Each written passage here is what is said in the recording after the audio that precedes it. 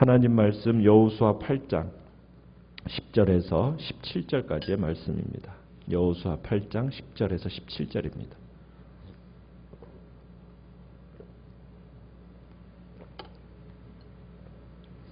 여호수아 8장 10절 제가 먼저 읽습니다. 여호수아가 아침에 일찍이 일어나 백성을 점호하고 이스라엘 장로들과 더불어 백성에 앞서 아이로 올라가매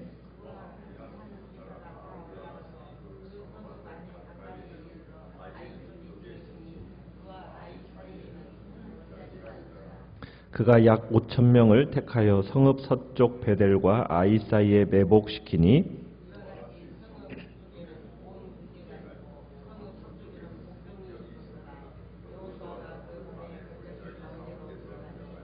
아이 왕이 이를 보고 그 성읍 백성과 함께 일찍이 일어나 급히 나가 아라바 앞에 이르러 정한 때에 이스라엘과 싸우려 하나 성읍 뒤에 복병이 있는 줄은 알지 못하였더라.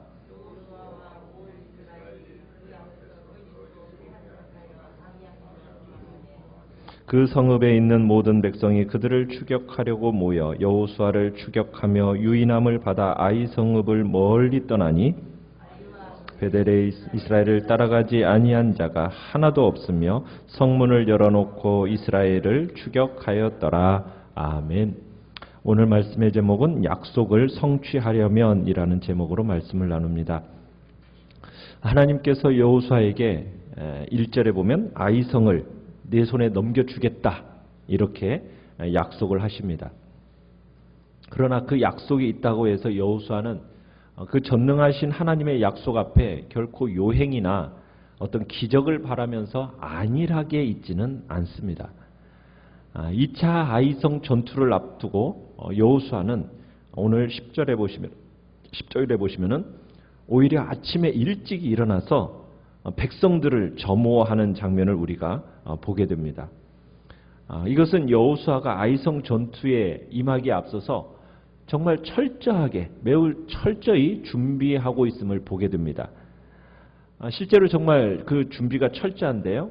먼저 여호수아는 이 하나님께로부터 지시를 받자마자 어떤 일을 먼저 행했으냐면 3절에 보면은 3만 명을 뽑아가지고 9절에 보시면은 서쪽 베델과 아이 사이에 뭘 시켜놨습니까? 매복을 이미 3만 명을 시켜놨어요. 그리고는 아침 일찍 일어나서 이제 전쟁터로 나가기 전에 나머지 군사들의 인원과 장비를 점검하고 전쟁터로 출발합니다. 그리고는 거기서 준비가 끝나는 게 아니라 12절로 가보시면은 전투를 벌일 장소에 도착해서 또다시 3만 명의 군사 중에 몇 명을 또 매복시킵니까? 5,000명을 선발해서 또 매복을 시킵니다. 그러니까 아마 그는 이 현장에 도착해서 모든 것을 다시 한번 살핀 다음에 매복할 군대의 수를 증가시켜야 할 어떤 필요를 느꼈던 것 같아요.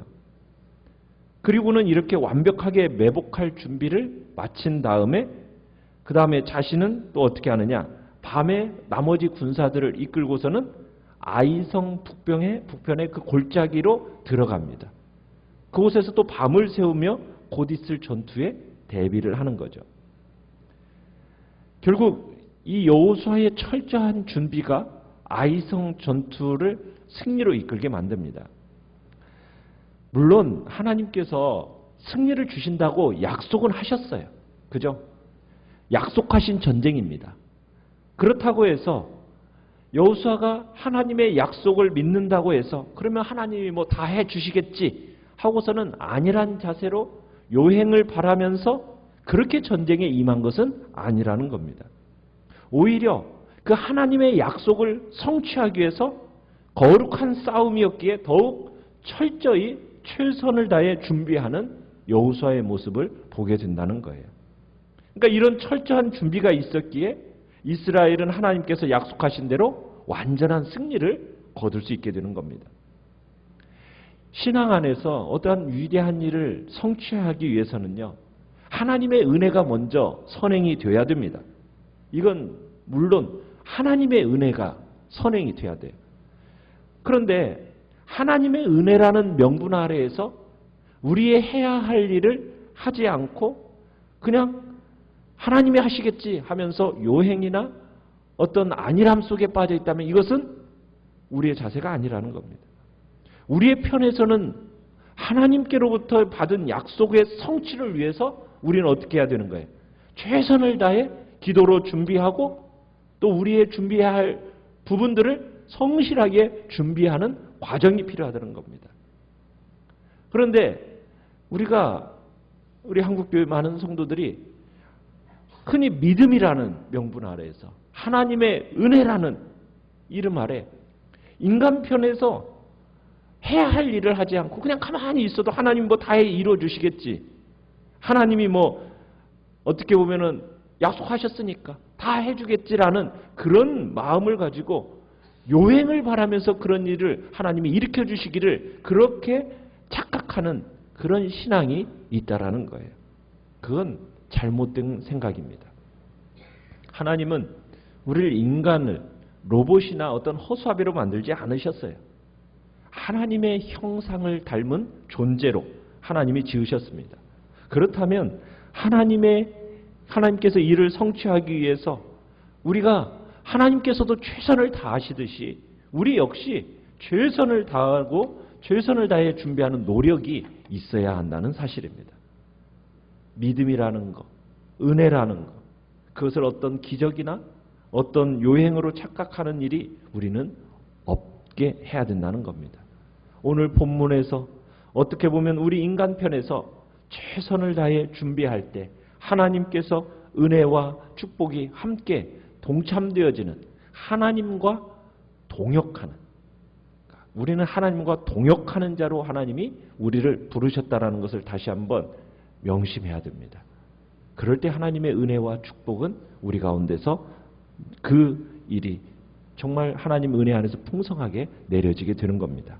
우리는 이러한 깨달음을 가지고 받은 사명을 위해서 철저하게 정말 기도하고 준비하면서 하나님의 그 놀라우신 축복을 받아서 신앙의 위대한 일을 정말 성취하시기를 간절히 바랍니다. 10절에서 13절이 어떻게 보면 이스라엘의 승리의 요인을 말씀하고 있다면 14절에서 17절은 아이성 사람들이 이 전쟁에서 철저하게 참패를 당하게 된 이유를 자세히 보여주고 있습니다. 그러니까 아이성 사람들은 이스라엘과의 첫 전투에서 완전한 승리를 거둔 바가 있어요. 그런데 이번에는 이스라엘 앞에서 제대로 손 한번 쓰지 못하고 완전히 참패하고 맙니다. 왜 그러느냐? 그 이유가 14절에서 17절에 나와 있는데 먼저 14절을 보시면은 지금 이 아이 왕과 이 백성들이 일찍이 일어나서 어떻게 나갔다고 얘기하고 있습니까? 급히 나갔어요. 급히 나갔어요. 그러니까 아이성 사람들이 이스라엘 백성들의 공격에 대해서 무슨 작전이 있는 것이 아니라 즉흥적으로 대응했다라는 것을 볼 수가 있습니다. 거기에다가 성읍 뒤에 복병이 있는 것을 알았습니까? 몰랐습니까? 전혀 눈치채지를 못했어요. 그러니까 이 또한 전쟁의 기본이라고 할 수 있는 어떻게 보면은 경계, 정찰 이런 것들을 게을리했다라는 것을 보여주는 겁니다. 게다가 16절로 가보시면은 16절에 보면은 여호수아의 유인책을 마치 자신들이 강해서 적들이 도망하는 것으로 착각하고 뒤쫓아갑니다. 그러니까 전쟁의 작전에 대한 분석이 전혀 없었던 거예요. 마지막으로 17절을 가보면은 성 밖으로 나가면서 뭐도 안 닫았어요? 성문조차 닫지 않았어요. 전쟁이라는 그 위험 속에서 전혀 성문도 안 닫고 전쟁에 대한 전혀 준비를 하지 않는 모습을 보게 되는 겁니다. 그러면 왜 이 아이성 사람들은 전혀 이스라엘과의 전쟁에 대해서 대비도 하지 않았던 것입니까? 왜 이렇게 어이없는 실수로 패망하고 말게 되는 겁니까? 이유는 뭐겠습니까? 그들의 자만심 때문입니다. 자만심. 첫 전쟁에서 승리했어요. 승리하고 나니까 자만심에 도취된 나머지 너무나도 안일한 태도로 전쟁에 임했다라는 거예요. 그게 결국 이들의 패망하게 된 가장 큰 이유입니다.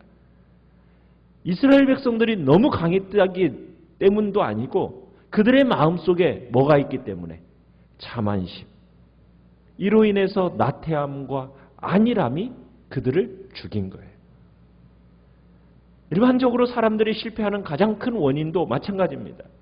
환경이나 상황, 어떻게 보면 그 같은 외부에 있는 게 아니에요. 적은 내부에 있습니다. 우리의 교만함, 나태함. 우리는 항상 외부의 것을 다스리려 하기 전에 어디를 먼저 다스려야 돼요? 나 자신의 내부를 먼저 다스려야 되는 겁니다. 어떻게 보면 아무리 환경이 어렵더라도요, 진정한 신앙으로 깨어있기도 하고 이를 극복하고자 노력하면 그 외부 환경은 얼마든지 극복이 될 수 있어요.